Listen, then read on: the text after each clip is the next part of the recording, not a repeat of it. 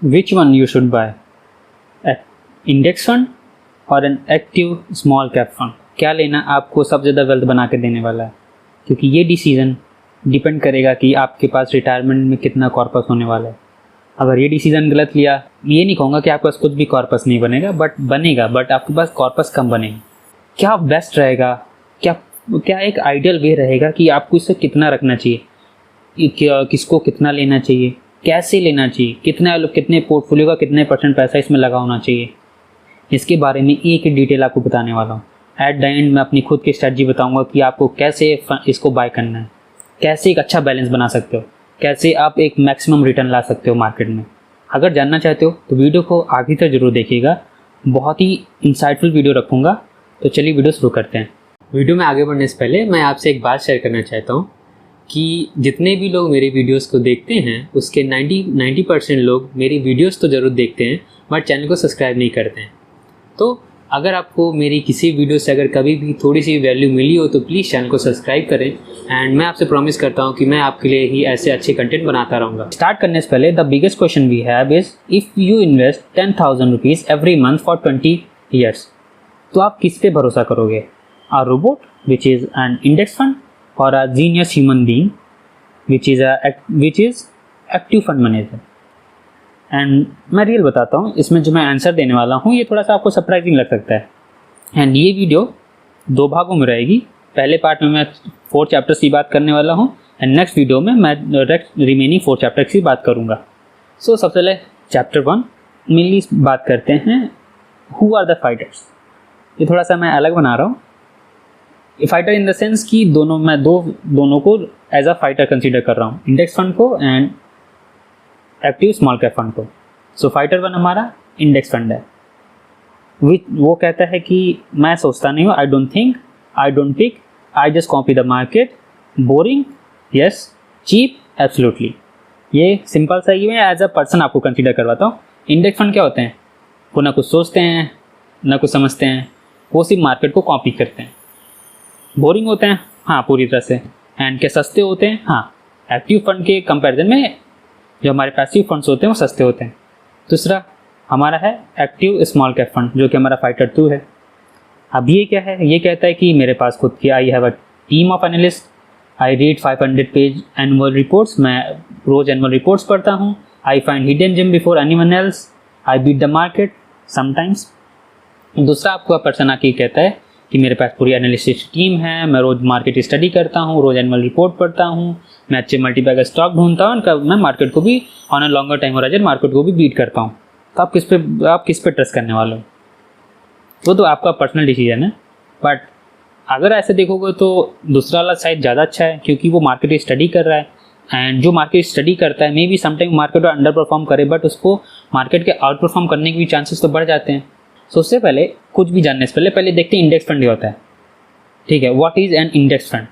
Think of the Nifty small cap 250 index as a train. ठीक है, उसे एक ट्रेन कंसीडर करिएगा with 250 coaches. Each coach is a small cap company.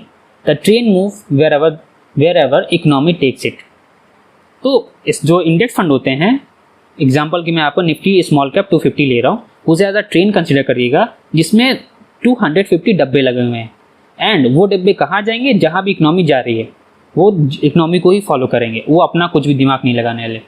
And index fund just buy a ticket on that exact train. It does not try to skip coaches और get on the faster train, it just rides along almost at zero cost. जैसे जैसे economy चलेगी वैसे वैसे ये चलने वाला है, ये खुद का दिमाग कुछ नहीं लगाते हैं। Simple example, if Nifty small cap 250 goes up by 15%, your index fund goes up around 14.7% approx। और ये क्यों बता रहा हूँ 14.7? अब आप पूछोगे 15 क्यों नहीं जा रहा? क्योंकि ये जो डिफरेंस आया है ये हमारा एक्सपेंस रेशियो से आया है। एंड जो अब क्या है कि ये कुछ नहीं कर रहे हैं लेकिन हमसे एक्सपेंस रेशियो चार्ज कर रहे हैं, हमें इतना तो देना पड़ेगा। तो मार्केट अगर 15% रिटर्न देगी तो ये हमें 14.8% रिटर्न देंगे, थोड़ा सा कम होगा। सो ये बस मार्केट को ही मैच करेंगे। अब बात करते हैं what is N active small cap fund. Now imagine a brilliant detective who study every small company in India. He reads their balance sheet, visit their factories, talk to their promoters, pick only best 60 to 200 stock. He believed that he will beat the market. अब इस जो active fund है उसे आप एक brilliant detective तरह समझिए, जो कि हर सारी स्मॉल कैप कंपनी को पढ़ता है। वो सारे इंडेक्स जितने भी इंडेक्स में सारे स्टॉक उन्हें बाय नहीं करता, वो उनमें से कुछ स्टॉक बाय करता है जो जिसमें उसे सबसे ज़्यादा कन्विक्शन होता है। इससे क्या होता है कि वो उसके रिटर्न लाने के चांसेस बढ़ जाते हैं। इसीलिए मैं स्पेसिफिकली स्मॉल कैप कैटेगरी में एक्टिव फंड मुझे ज़्यादा सही लगते हैं। नाउ दैट डिटेक्टिव, वो हम जो मैं यहाँ डिटेक्टिव बोल रहा हूँ, that detective is our fund manager. He charges a fee, जिसे हम लोग एक्सपेंस रेशियो कहते हैं, फॉर हिज वर्क।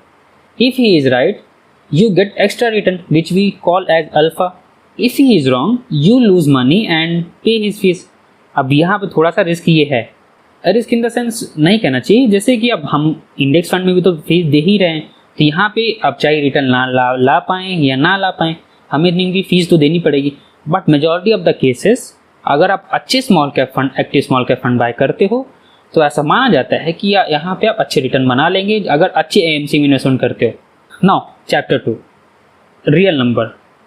अब बात इनका कंपैरिजन करते हैं and let's try to found out who is actually winning, कौन जीत रहा है।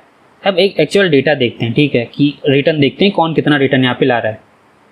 यहाँ पे हम क्या कर रहे हैं, टाइम पीरियड हमने लिखा, इंडेक्स फंड लिखा and active small cap fund लिखा एंड सबकी एवरेज रिटर्न लिख दी। जैसे अगर 1 ईयर के बेसिस पे देखें तो इंडेक्स फंड ने 7.89% return the and small cap fund ने 15.86% रिटर्न दी। तो यहाँ पे विनर हुआ हमारा स्मॉल कैप फंड। 3 ईयर के बेसिस पे देखें, इंडेक्स फंड ने हमारे 17.33% रिटर्न दी है, वहीं पे हमारा जो एक्टिव स्मॉल कैप फंड है उसने 21.33% रिटर्न दी है। तो यहाँ भी हमारा एक्टिव स्मॉल कैप फंड जीत रहा है। 5 ईयर के बेसिस पे देखते हैं तो हमारा जो इंडेक्स फंड है उसने 14.70% रिटर्न दिए एंड वहीं पे जो एक्टिव स्मॉल कैप फंड है उसने 18.63% रिटर्न दिए। तो यहाँ पे भी हमारा एक्टिव स्मॉल कैप फंड जीत रहा है। सो तीनों टाइम पीरियड में आप, और चाहे आप 10 ईयर का भी देख लोगे तब भी वहाँ पे हमारा एक्टिव स्मॉल कैप फंड ही जीतेगा, क्योंकि इस कैटेगरी में अभी भी इतना स्पेस बाकी है कि यहाँ इसके जो फंड मैनेजर हैं वो अभी भी मार्केट को बीट कर रहे हैं। So in the small cap space, active fund manager have clearly been beating the index across all the time period and it is very different from large cap. एक बात मानिएगा, अभी आप सब चीज़ में मत लगाने लगेंगे कि एक्टिव फंड बहुत बेटर होते हैं। लार्ज कैप कैटेगरी में ऐसा नहीं है। लार्ज कैप में इंडेक्स फंड ज़्यादा बेटर है क्योंकि वहाँ पे जो फंड मैनेजर है वो बीट नहीं कर सकते, क्योंकि जो ग्रुप ऑफ स्टॉक है वो बहुत ही लिमिटेड है। ये स्मॉल कैप में ही ऐसा पॉसिबल है कि फंड मैनेजर अपने इंडेक्स को बीट कर सकते हैं। Now let's talk about top active small cap fund performer. Direct fund की मैं बात कर रहा हूँ। सो सबसे बेस्ट फंड स्मॉल कैप के क्या हैं, जैसे आप सबसे बंधन का स्मॉल कैप फंड हो गया, निपॉन इंडिया का स्मॉल कैप फंड हो गया, बैंक ऑफ इंडिया का स्मॉल कैप फंड हो गया, या आप इन्वेस्को का स्मॉल कैप फंड हो गया। मैंने यहाँ मेजॉरिटी सबके नाम लिख दिए हैं, इसमें से 1 या 2 में SIP आप स्टार्ट कर सकते हो अगर आप कंफर्टेबल हो एंड अगर आपको थोड़ा रिस्क लेना अच्छा लगता है तो। बाकी सारे आप इनके एक्सपेंस रेशियो देख सकते हो, इनका AUM देख सकते हो, इनके 5 ईयर 3 ईयर 1 ईयर के बेसिस पे इनके रिटर्न आप देख सकते हो।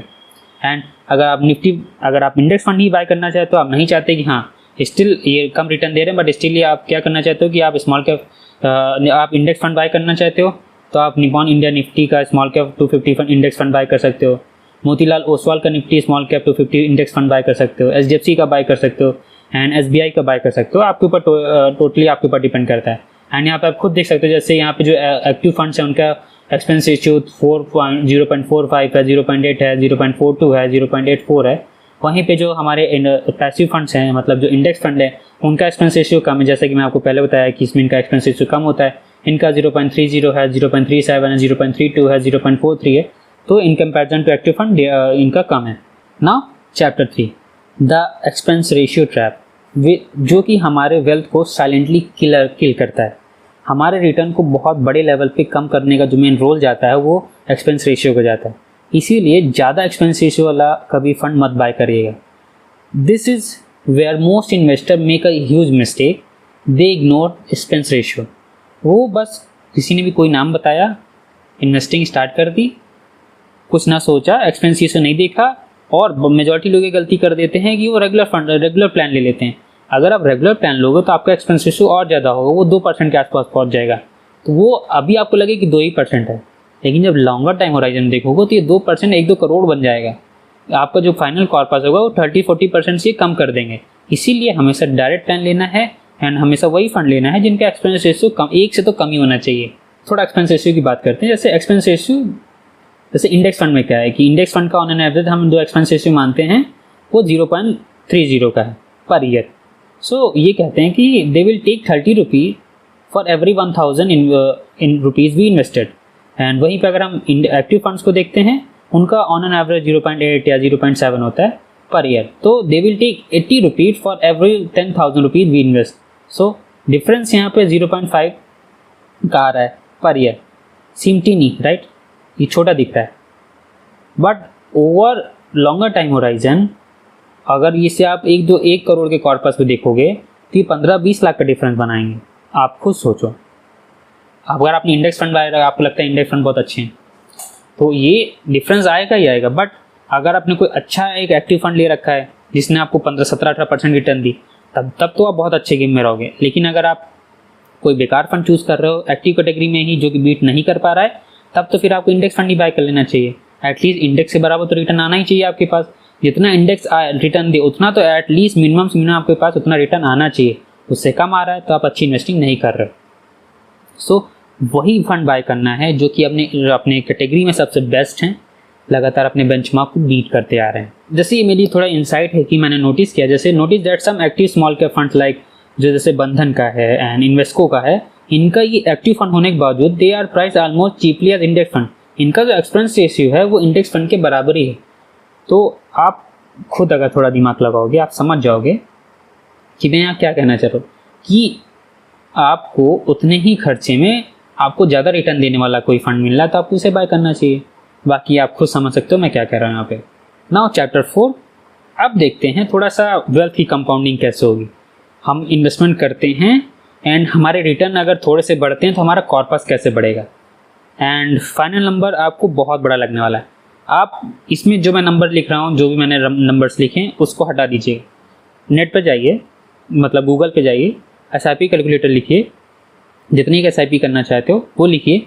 उसके ही साइड में आपको उसका एक्सपेक्टेड रिटर्न आएगा, तो वहाँ पे आप 15% लिखिए, 16% लिखिए, 17% लिखिए एंड तब आपको डिफरेंस पता चल जाएगा। करके जरूर देखिएगा एंड मुझे बताइएगा कि आप कितनी रुपए के SIP का आप वहाँ पे कैलकुलेटर करके देखो, क्योंकि मैंने तो बहुत बड़ी बड़े SIP के करके देखा है। सो पहला सिनेरियो लेते हैं कि हमने इंडेक्स फंड बाय किया जिसमें हमें 15% रिटर्न आई एंड हमने 20 साल के लिए पैसा लगाया है। ठीक है, 10,000 रुपीज़ पर मंथ इन्वेस्टमेंट कर रहे हैं, मतलब पर ईयर हमने लगभग 1.2 लाख रुपये, 1.2 मतलब 1,20,000 रुपये हमने लगाए हैं। सो हमारा जो फाइनल कॉर्पस बनेगा अगर 15% हमें रिटर्न आती है तो वो लगभग इंडेक्स फंड में इन्वेस्टमेंट करते तो हमें 1.52 करोड़ आती, मतलब 1,52,00,000 रुपये बनते। अगर हम active fund small cap fund में किसी एवरेज से ही एक्टिव कैटेगरी में किसी एवरेज फंड में इन्वेस्टमेंट करते तो हमें लगभग 18% रिटर्न आ जाती। सो उससे हमारा जो फाइनल कॉर्पस बनता वो 2 करोड़ का बनता।